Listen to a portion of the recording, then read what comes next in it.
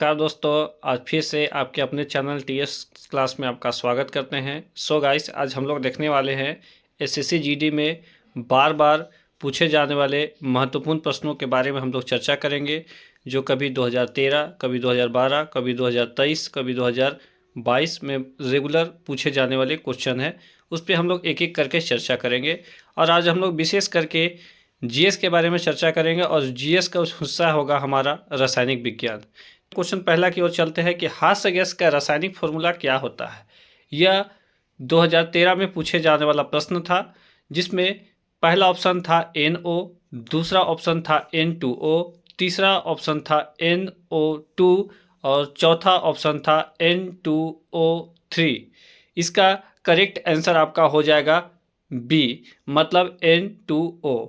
Second question की ओर चलते हैं कि आवर्त सारणी में निम्नलिखित में से कौन सी धातु सबसे भारी होती है। तो पहला ऑप्शन था हमारा OS, दूसरा ऑप्शन था PT, तीसरा था PB और चौथा है W, जो 2013 में पूछे जाने वाला क्वेश्चन था। तो इसका करेक्ट आंसर हो जाएगा आपका PB, मतलब लेड, जो सबसे भारी धातुओं में से एक होती है। क्वेश्चन नंबर तीसरा की ओर चलते हैं।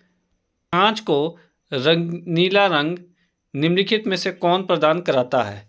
Cobalt oxide, copper oxide, iron oxide या निकिल ऑक्साइड। तो इसका करेक्ट आंसर हो जाएगा आपका कोबाल्ट ऑक्साइड, जो क्या करता है, नीले रंग को प्रदान कराता है। किसमें? कांच को। अब चौथा क्वेश्चन की ओर हम लोग चलते हैं। तो हमारा चौथा क्वेश्चन है, पदार्थ की चौथी अवस्था को क्या कहते हैं। तो पदार्थ की चौथी अवस्था का ऑप्शन है आपका A plasma, B mental, C gas या D इनमें से कोई नहीं। तो साफ तौर से आपको बतला दें कि पदार्थ की 4 अवस्था होती है। पहला अवस्था होता है ठोस, दूसरा होता है द्रव, तीसरा होता है गैस और चौथी जो करेक्ट आंसर होगी हमारी प्लाज्मा होगी। तो करेक्ट आंसर क्या होगा? प्लाज्मा। और आगे की ओर चलते हैं, हम लोग देखते हैं कि पांचवा क्वेश्चन, न्यूट्रॉन तथा प्रोटॉन की संख्याओं का योगफल को हम लोग क्या कहते हैं। क्वांटम संख्या, परमाणु संख्या, द्रव्यमान संख्या या एवोगाड्रो संख्या। तो इसका करेक्ट आंसर हो जाएगा आपका क्या चीज? ऑप्शन सी, मतलब द्रव्यमान संख्या हम लोग क्या कहते हैं, न्यूट्रॉन तथा प्रोटॉन की संख्याओं का योगफल को कहते हैं।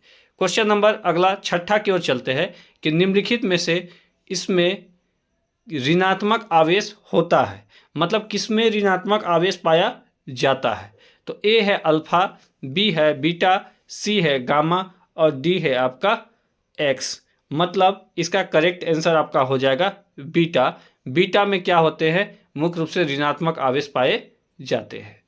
अब क्वेश्चन नंबर 7वां की ओर चलते हैं। तो गामा किरणें होती है, मतलब क्या होती है। ऑप्शन ए उच्च ऊर्जा वाले विद्युत चुंबकीय तरंगे, या बी उच्च ऊर्जा वाले इलेक्ट्रॉन, या सी निम्न ऊर्जा वाले इलेक्ट्रॉन, या डी उच्च ऊर्जा वाले पॉजिट्रॉन। तो इसका करेक्ट आंसर हो जाएगा आपका ऑप्शन ए, मतलब उच्च ऊर्जा वाले विद्युत चुंबकीय तरंग उपस्थित होते हैं। अगला क्वेश्चन के चलते 8वां नंबर क्वेश्चन कि को साफ तौर से बोला गया कि क्या कहते हैं। क्वेश्चन में बोला गया है कि जिस आधार पे आपको लिखा गया कॉमा कॉमा करके, इसको क्या नाम दिया गया है। आप क्लास 9th या 10th में पढ़े थे, समस्थानिक, अवरूप या समदाबी या समन्यूट्रॉनिक। मतलब इसमें क्या हो सकते हैं। तो इसका करेक्ट आंसर आपका हो जाएगा समस्थानिक, ऑप्शन नंबर डी। चलिए आगे की ओर चलते हैं। क्वेश्चन नंबर 9, निम्नलिखित में से किसके उत्सर्जन से समभारिक उत्पन्न होती है। तो पहला ऑप्शन अल्फा किरणें, दूसरा बीटा किरण, तीसरा गामा किरण और चौथा या डी बोला जाए तो एक्स किरण। मतलब इसका करेक्ट आंसर हो जाएगा आपका क्या चीज? बीटा किरण। साफ तौर से बीटा किरण क्या होते हैं, उत्सर्जन से समभारिक उत्पन्न कराते हैं या होते हैं। अब अगला क्वेश्चन नंबर हम लोग 10वां की तरफ चलते हैं कि एक मोल में कुल कितने परमाणु संख्या उपस्थित होते हैं। तो साफ तौर से आपको बतला दे कि ऑप्शन ए है 6, मतलब 60.23 गुना 10 का पावर 23। ऑप्शन बी है 6.023 गुना 10 का पावर 21। ऑप्शन नंबर सी है 6.023 गुने 10 का पावर 23, या डी उपरोक्त इनमें से कोई नहीं, मतलब नन ऑफ दिस। तो इसका करेक्ट आंसर हो जाएगा आपका ऑप्शन नंबर सी, जो 6.023 गुने 10 का पावर 23 इसका करेक्ट आंसर होता है। अब हम लोग आगे की ओर चलते हैं, क्वेश्चन नंबर 11 की ओर। तो लोहे पर जंग लगना उदाहरण है, मतलब किस चीज का उदाहरण है? तो साफ तौर से पहला ऑप्शन में है ऑक्सीकरण का, बी ऑप्शन में अवकरण का, सी में बहुलीकरण का, या डी में जस्तीकरण का। तो आप पढ़े होंगे क्लास 8 में, 9th में या 10th में भी कि हम लोग लोहे में जंग लगना एक प्रकार की ऑक्सीकरण की प्रक्रिया को मानते हैं, क्योंकि यह ऑक्सीजन का होना इसके लिए आवश्यक माना जाता है, जिसके कारण यह जंग लगने की प्रक्रिया को अंजाम देते हैं। चलिए बिना देर किए कुछ ग्रहण करने की प्रवृत्ति को क्या कहते हैं? ऑप्शन ए उत्प्रेरण, बी अभिप्रेरण, सी ऑक्सीकरण, या डी अवकरण। तो इसका करेक्ट आंसर हो जाएगा आपका अवकरण, जो क्या करती है? इलेक्ट्रॉन ग्रहण की प्रवृत्ति को निभाने का कार्य करती है। चलिए बिना चलते क्वेश्चन नंबर 13, नीले लिटमस पत्र को लाल लिटमस पत्र में बदलता है। तो आपको पहले से पता होगा अब, या कुछ ना कुछ जानकारी आपको होगी। ऐसे मेरे वीडियो के माध्यम से तो आप अनेक सारे जानकारी को इकट्ठा कर पाइएगा, अगर आप हमारे रेगुलर वीडियो पे बने रहिएगा तब। अगर आप हमारे इसी प्रकार से महत्वपूर्ण प्रश्नों को जानना चाहते हैं तो कृपया लाइक तथा सब्सक्राइब कर दें, ताकि आपको और भी नए नए इसी प्रकार से जो प्रश्न महत्वपूर्ण है उसको मैं आपके सामने प्रस्तुत कर सकता हूँ। क्वेश्चन 13 था कि नीले लिटमस पत्र को लाल लिटमस पत्र में बदलता है कौन? तो साफ तौर से आपको बतला दे कि ऑप्शन ए है अम्ल, बी है भस्म, सी है क्षार, डी है लवण। मतलब नीले लिटमस पत्र को लाल लिटमस पत्र में बदलने का काम करता है अम्ल, जबकि हमारा क्षारक जो होता है वह लाल लिटमस पत्र को नीले लिटमस में बदलने का कार्य करता है। तो करेक्ट आंसर क्या हो जाएगा? अम्ल, जो नीले को लाल में बदलने का कार्य करता है। अब आगे की ओर चलते हैं, क्वेश्चन नंबर 14 कि क्षारीय घोल का पीएच मान क्या होता है? तो पीएच मान का मतलब एक प्रकार का स्केल है जिसके माध्यम से आप अम्ल, क्षारक तथा लवण की जानकारी को इकट्ठा कर पाते हैं। तो क्वेश्चन में क्षारीय घोल का पीएच मान पूछा गया है। तो इसमें ए है आपका 7 से कम, बी है 7 से अधिक, सी है आपका 0, या डी है 7। तो आपको बतला दे कि अम्ल का पीएच मान होता है 0 से लेके 7, और 0 से लेके 7 के बीच, और 7 होता है आपका उदासीन, और 7 से लेके 14 के बीच होता है क्षारीय। तो इसका करेक्ट आंसर हो जाएगा 7 से अधिक। अब आगे की ओर चलते हैं, क्वेश्चन नंबर 15, एनटीपी पर 22 ग्राम CO2 मतलब कार्बन डाइऑक्साइड का आयतन क्या होता है?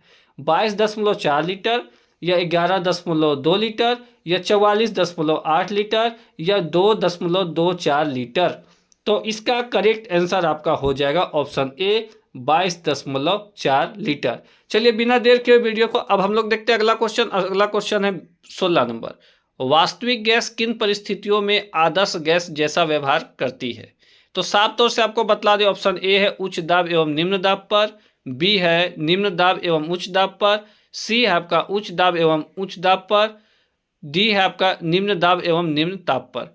तो इसका करेक्ट आंसर आपका हो जाएगा ऑप्शन नंबर बी, मतलब निम्न दाब और उच्च दाब पर यह वास्तविक गैस परिस्थिति में अपने व्यवहार को दिखलाती है। अगला क्वेश्चन है क्वेश्चन नंबर 17 नंबर क्वेश्चन का बोलना है कि स्थिर ताप पर किसी गैस का आयतन कम करने पर उसका दाब क्या हो जाता है? ऑप्शन ए कम हो जाता है, ऑप्शन बी स्थिर रह जाता है, ऑप्शन सी पहले बढ़ता है फिर घटता है, या ऑप्शन डी बढ़ जाता है। तो इसका करेक्ट आंसर हो जाएगा ऑप्शन नंबर डी, मतलब साफ तौर से बढ़ जाता है। गैस का आयतन कम होगा तो उसका दाब बढ़ जाता है। ठीक है दोस्त, अब हम लोग आगे की ओर चलते हैं, क्वेश्चन नंबर 18, दूध उदाहरण है, मतलब किस चीज का उदाहरण है?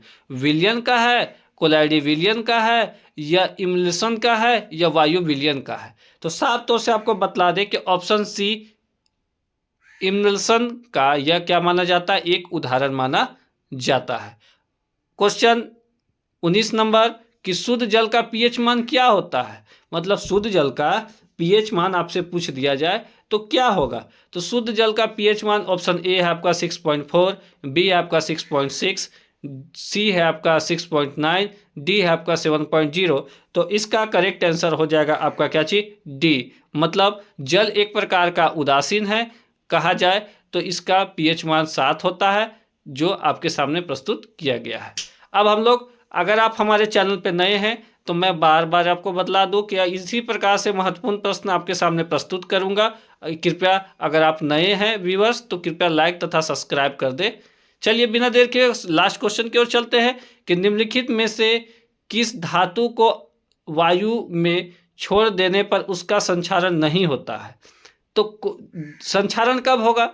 जब साफ तौर से उसमें अत्यधिक मात्रा में क्या बोला जाए, अधिक अभिक्रियाशील धातु होगा, वह संक्षारण अधिक होगा। जो कम अभिक्रियाशील धातु होगा उसमें संक्षारण की संभावना कम होगी।